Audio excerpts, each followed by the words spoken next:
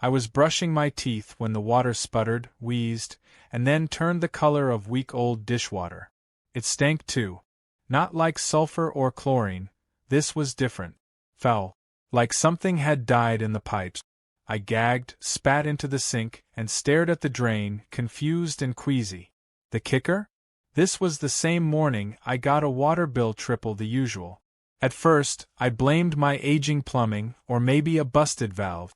But deep down, something didn't sit right. A feeling that this wasn't just bad luck. Then came the sound, barely audible, the faint hum of a pump running somewhere it shouldn't. I stood by the fence that separated my property from my neighbors and felt it through the dirt. Something was pulling water. Hard. And not from their system. From mine. I live on the edge of town, where the county line meets open fields and horse trails. The homes out here are spread apart, semi-rural, with everyone managing their own utilities. I built my own water system years ago, sourced from a well, filtered twice, and routed through buried lines with a backup tank for dry seasons. It wasn't cheap, or easy, but it was mine. And the last thing I expected was someone leeching off it. Especially not Karen. Karen was the self-appointed queen of the HOA that I didn't even belong to. That's right.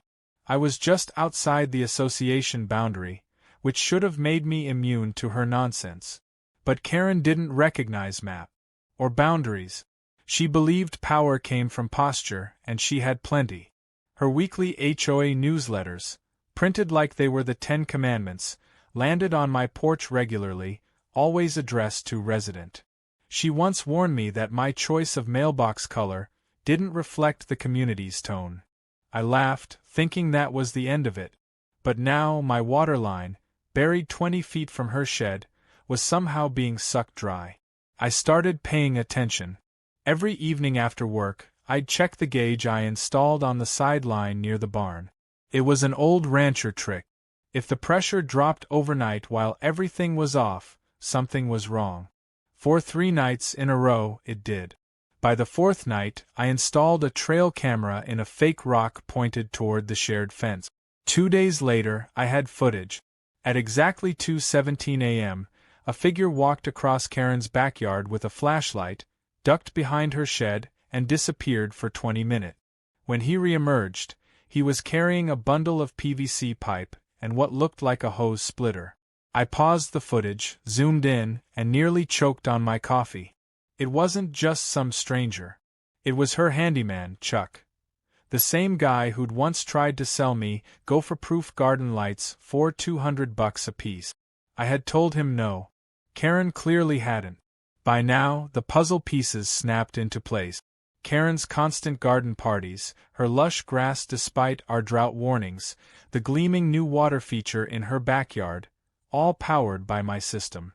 She hadn't just stolen a few gallons. She was running her entire property on my dime. I needed proof. Concrete, undeniable, preferably the kind that made her HOA friends squirm. So I set up more cameras. I wanted a full picture, when the water was used, who turned it on, and how often. Turns out, it was worse than I imagined.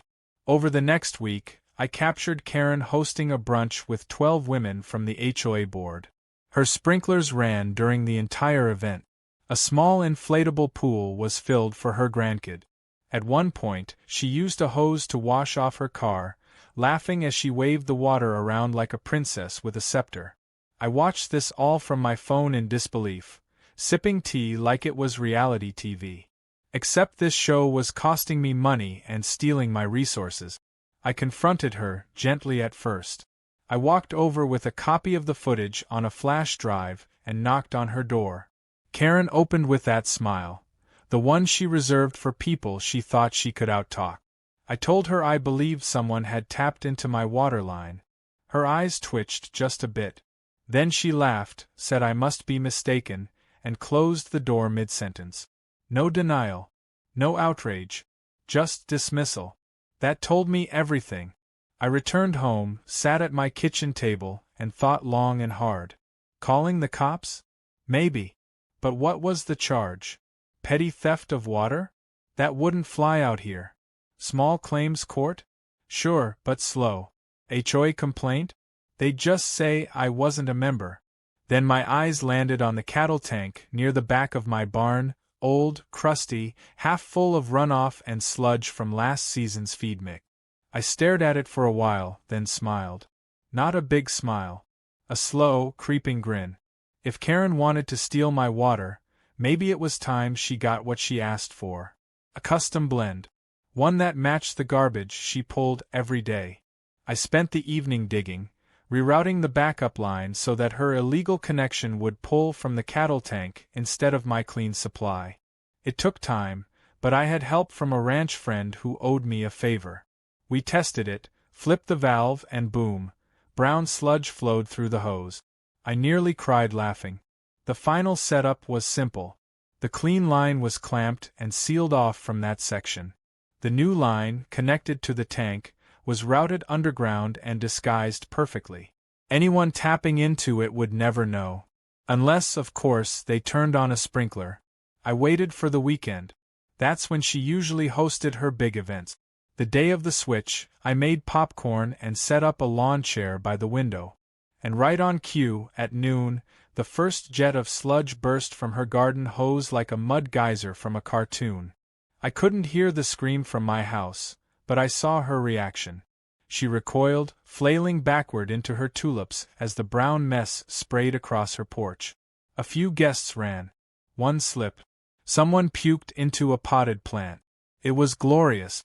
Karen ran around trying to shut it off, slipping on the mess, her white dress now mottled in patches of cow residue. I leaned back, took a deep breath, and smiled. Not because she got dirty. Not because I got even. But because, finally, she understood.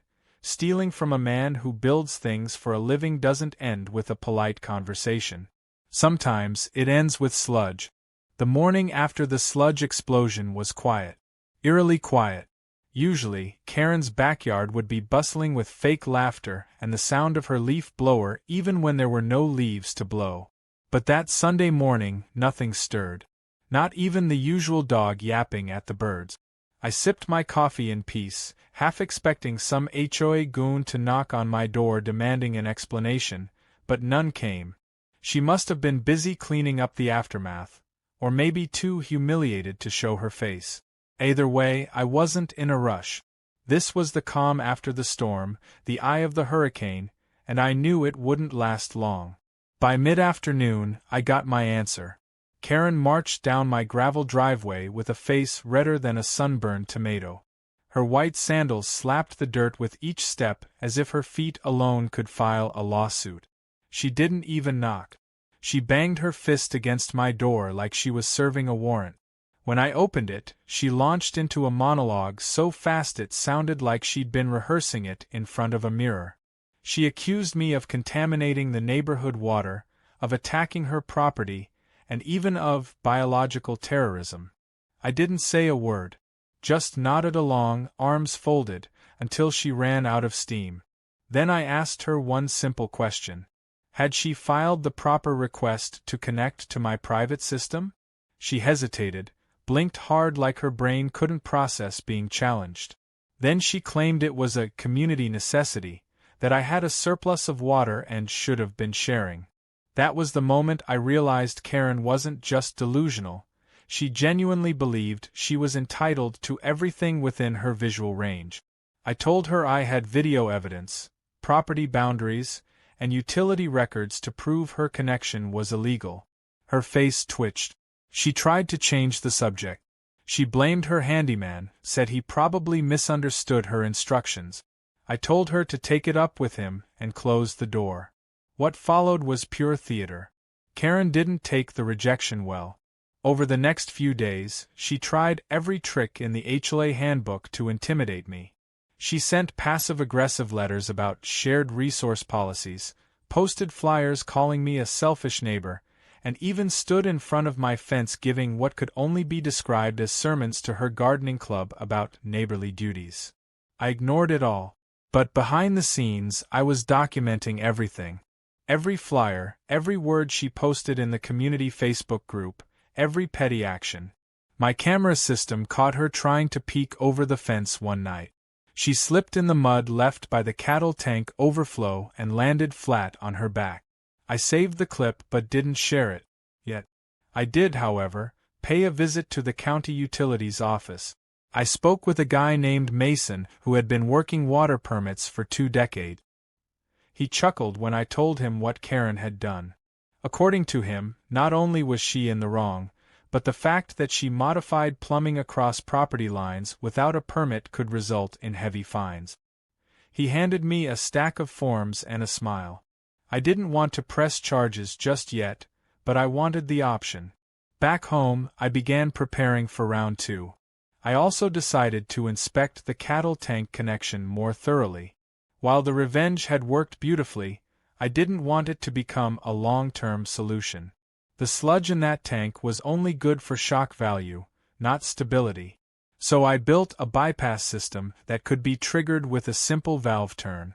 That way, I could reroute the connection back to clean water if needed, or flip it to sludge again in a heartbeat. It was over-engineering at its finest, and I loved every second of it. 3 days after the incident, Karen called an emergency HOA meeting.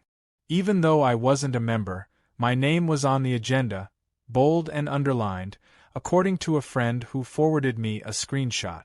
She claimed I had endangered public health, damaged her irrigation system, and needed to be sanctioned by the board. So I decided to attend.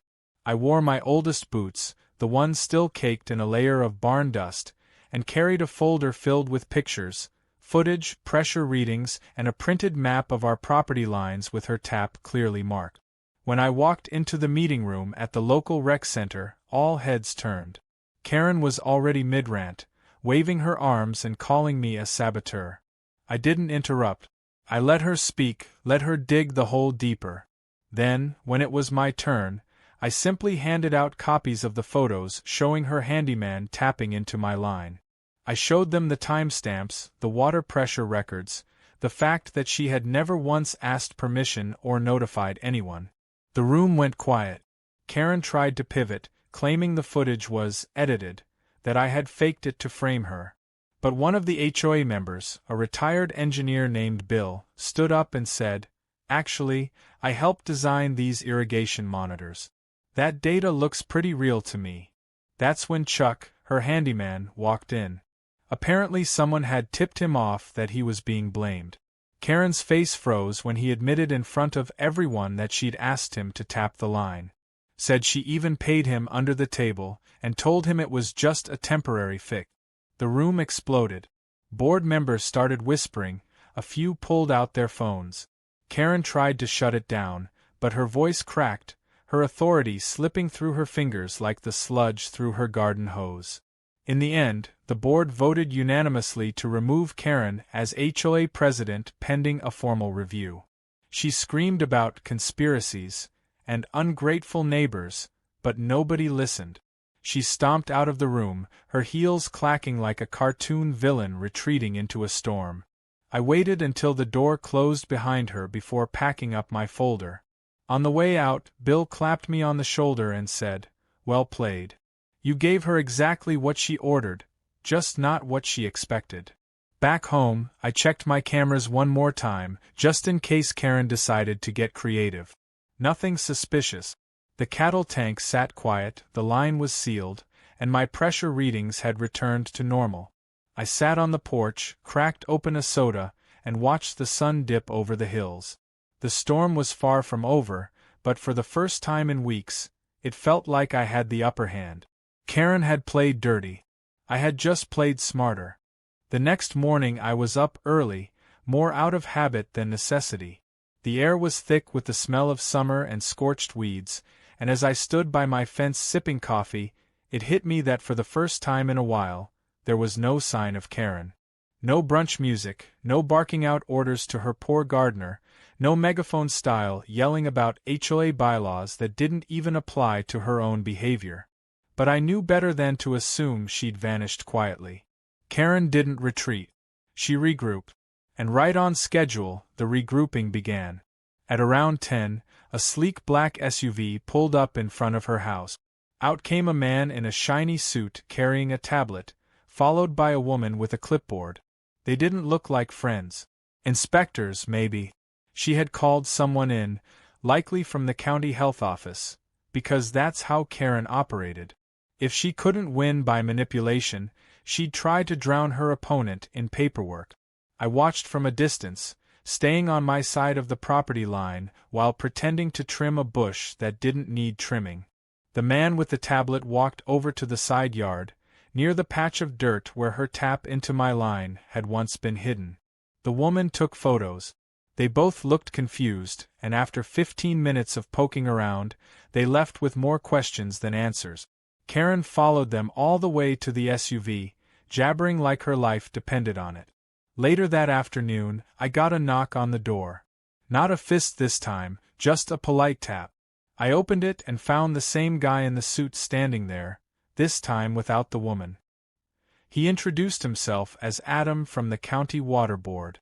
Said there had been a report of a contaminated line and potential environmental hazard.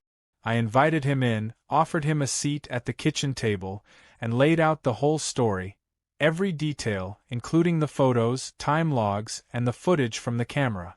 I even showed him the rerouted lines and the sealed-off valve. Adam nodded through it all, impressed and a little amused. He asked if I had any plans to file charges. I told him not yet, but I wanted the violation documented. He thanked me and said he'd be writing up a report that would likely result in fines for Karen. Apparently, tapping into a private water line without a permit in our county was a big deal, especially if that tap led to public exposure through something like a backyard party. I could practically see the gears turning in Adam's head, calculating just how many regulations she'd stomped on. I didn't gloat. I just smiled and shook his hand. After he left, I sat back and watched Karen pacing across her lawn like a general whose army had just mutinied. By evening, the neighborhood group chat, one I had never participated in but had been added to anyway, lit up. Screenshots of Karen's ousting from the HOA presidency were circulating fast. Someone had anonymously uploaded clips from the emergency meeting where Chuck, her handyman, confessed everything. Neighbors who once silently endured her tyranny were now openly mocking her, posting cow emojis and jokes about free fertilizer distribution.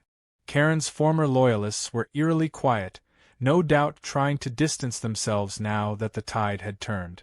But Karen wasn't finished. The very next day, I saw her standing by her backyard fence, phone in hand, pointing at my property. An hour later, a patrol car showed up. A sheriff's deputy got out and approached my house. I greeted him calmly, figuring this was just another stunt. The deputy, to his credit, was polite. Said there had been a complaint of malicious tampering with plumbing infrastructure. I invited him to walk the property with me and explained everything from start to finish. He chuckled when I showed him the footage. Said it reminded him of his cousin's prank war back in college. He filed no report, just made a note of the situation and said to call if she escalated. I thanked him and offered him a soda. He took a root beer and left with a grin on his face. Karen's frustration was boiling over now. Her plan had backfired in the worst possible way. Her sprinkler system was offline, her pool had been drained after being flagged by the inspector for suspicious water sourcing, and the HOA, her beloved kingdom, had cast her out. But still, she tried to salvage control. She attempted to rally support from her last remaining allies by hosting a community integrity meeting in her driveway. Only 2 people showed up, and one of them left after 10 minutes when Karen launched into a tirade about rural freeloaders, exploiting their natural resources. I was the only freeloader in question, and I was the one being robbed. Irony had become her shadow. Then came the letter. Folded neatly and slid under my door like a high school threat note. It was typed in block letters, unsigned, and full of ridiculous accusations. It said I had endangered children, that my revenge was psychological warfare, and that if I didn't publicly apologize, Karen would pursue legal action. I laughed so hard I nearly dropped my coffee. Not only had she stolen from me, embarrassed herself, and lost her power, but now she wanted an apology. I took a photo of the letter and added it to my growing collection of evidence, just in case she actually tried to sue. I decided it was time to close the loop. I contacted a friend of mine who worked for a local blog that covered neighborhood oddities and rural lifestyle stories. I pitched the story in vague terms: a neighbor tapping into a private water system, the retaliation involving a cattle tank, and the fallout that shook an entire HOA. He loved it. We agreed to keep names and addresses anonymous, but within a few days, the story was up with the headline, "Backyard Water Wars: How One Rancher Served Karma with a Side of Sludge." It spread like wildfire. Soon, bigger outlets picked it up. No one knew it was us, but everyone around here did. You could tell from the sideways glances, the smirks from people at the local feed store, and the way folks waved just a little longer when driving past my property. Karen, on the other hand, became a ghost. She stopped yelling, stopped throwing flyers into mailboxes. Even the little ceramic frogs in her front yard looked like they'd given up. At night, her house sat dark, curtains drawn, porch light off. I couldn't tell if she was plotting something new or simply biding her time. But honestly, I didn't care. Because by now, the whole community had seen what she was. And unlike a stolen water line, their trust in her couldn't be patched. I reinforced my fencing, added a padlocked panel near the tank zone, and rigged a new camera angle just in case. And then I did something I hadn't done in weeks. I sat on my porch and relaxed. No alerts. No yelling. No suspicious water usage. Just a light breeze, the low hum of crickets, and the knowledge that sometimes, justice doesn't come from a courtroom. Sometimes, it comes from a hose. It was just after sunrise when the county truck pulled up again, this time with a tanker in tow and 2 more officials in hard hats. I didn't even have to ask. I knew exactly where they were headed. Karen's front lawn had gone from lush to mush since the water was cut, and after the sludge fiasco and pool drain notice, someone must have triggered another inspection. I sat quietly on my porch, half hoping she'd throw another tantrum, but Karen didn't come outside. Instead, the inspectors made their way around the property, occasionally looking at tablets and snapping photos, their boots squishing into the soggy grass. The tanker they brought wasn't to fill anything. It was to pump out her backyard pond, which apparently was now on the county's radar as an unlicensed reservoir built from diverted water. Every step Karen took to elevate her backyard into a paradise had slowly transformed it into an illegal swamp. When the pumps kicked on, they roared like a jet engine. It echoed across the neighborhood, drawing out a few curious neighbors who stood on sidewalks pretending to check their mail. I watched one inspector walk around the back and emerge with a sample container sealed tight and labeled as contaminated. That word alone said it all. Karen didn't know it yet, but she was about to learn what a full-blown environmental fine looked like. By noon, the truck was gone, but the damage was done, both to her yard and to her pride. Later that day, I went out to check the valve near the barn just as a car pulled into my driveway. I recognized the woman immediately. Her name was Elise, and she was with the county's Environmental Protection Division. She greeted me with a half-smile and a clipboard in hand. Said she wanted to confirm that I wasn't the one responsible for the contaminated runoff. I welcomed her in, showed her the full system, the sealed valve, the updated photos, and even the cattle tank which I had marked and tagged as livestock use only. She seemed impressed, took notes, asked a few more questions, and thanked me for the cooperation. Before she left, she said something that made me pause. Apparently, this wasn't the first time Karen had been warned. Elise mentioned previous minor violations, nothing this severe, but enough to raise suspicion. Karen had once been flagged for tapping into a community irrigation line without permission. Another time, she rerouted her roof runoff into a public ditch that flooded during storms. I realized then that the water theft wasn't an isolated act of desperation. It was just another line crossed in a long pattern of entitlement. The next few days were surreal. People who had never said more than a polite hello started stopping by to chat. Some brought baked goods. Others came with stories of their own. Karen had tried to report one neighbor for having unregistered patio furniture. Another told me she once tried to fine him for parking a boat trailer in his own garage. It felt like a town slowly waking up from a long, passive nightmare. The real kicker came when Bill, the retired engineer from the HOA board, called and asked if I'd consider sitting in on their upcoming meeting as a guest advisor. Not a member, just a voice of reason. I declined politely but thanked him. The last thing I wanted was to get sucked into the HOA drama now that I'd finally been freed of it. Still, it felt good to know they'd turned the corner. The group even published a statement online saying they were committed to transparency and accountability going forward. That was code for no more Karen. Then came the invoice. A glossy white envelope was taped to Karen's door with official stamps from the county. I couldn't see the full contents, but I had a good guess. Between the illegal connection, the contaminated runoff, and the emergency tanker work, she was likely on the hook for several $1,000s. Possibly more if the water board got involved. That night, I heard her yelling into a phone from her porch. She screamed about lawsuits, betrayal, and that she was being targeted. Her voice cracked like a rusty hinge, and after a while, it faded back inside. I kept expecting her to retaliate, to show up at my door with some last-ditch threat or call another deputy with a fake report. But nothing came. A week passed. Then two.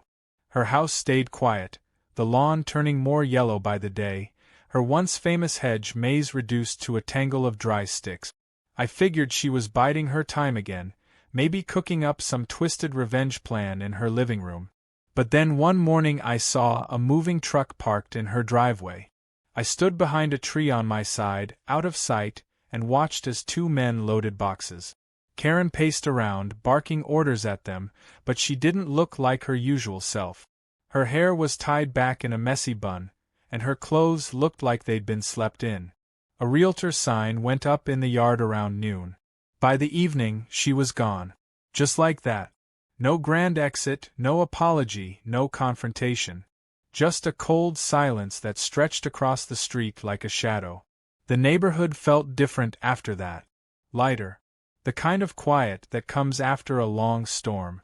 People stopped locking their gates every time they left. Kids rode bikes down the sidewalks again. And the HOA meetings actually stuck to the agenda instead of becoming Karen's personal theater. I fixed the fence line near the old tap and filled in the hole with concrete, installing a small motion sensor camera just in case. Not because I was afraid, but because some lessons are worth remembering. A few weeks later, I was at the feed store picking up supplies when a guy tapped me on the shoulder. Said he recognized me from the article, the one the blog had run about the cattle sludge prank. I laughed and admitted it was me. He clapped me on the back and said it was the best story he'd heard all year. Told me I should write a book about it, maybe one day. For now, I was just happy to have my water system back under my control, my mornings quiet, and my evenings free from HOA nonsense. As a final touch, I made a small wooden sign and posted it on the gate that led to the valve area. It read, "Private line, tamper once, shame on you. Tamper twice, enjoy the sludge." Most people just chuckled when they saw it. But I noticed the new neighbors, young couple with a toddler, gave it a very respectful nod when they moved in next door. I liked them already. They had questions about rainwater harvesting and greywater recycling. Real conversations. No entitlement. No drama. Just neighbors being neighbors. It wasn't just about water anymore. It was about boundaries. About people who respect what's theirs and what isn't. And while I hadn't meant to become the unofficial example of rural karma, I didn't mind the reputation. In a place where land and effort meant everything, all I had done was defend what I built. With humor, with patience, and when necessary, with a little sludge. It had been almost a full month since Karen vanished, leaving behind a withered lawn, an HOA in recovery, and a legend that just wouldn't die. I didn't hear from her again. Not a knock, not a letter, not even an anonymous message slipped into my mailbox. She was truly gone, and yet the consequences of her behavior rippled on. The neighbors still talked about it like it had happened yesterday, not just because of the chaos it had caused, but because of the way it had ended. Everyone expected a long, drawn-out war. What they got was one strategic move that tipped the scales and knocked a tyrant clean off her throne. And whether anyone admitted it or not, most of them found it funny.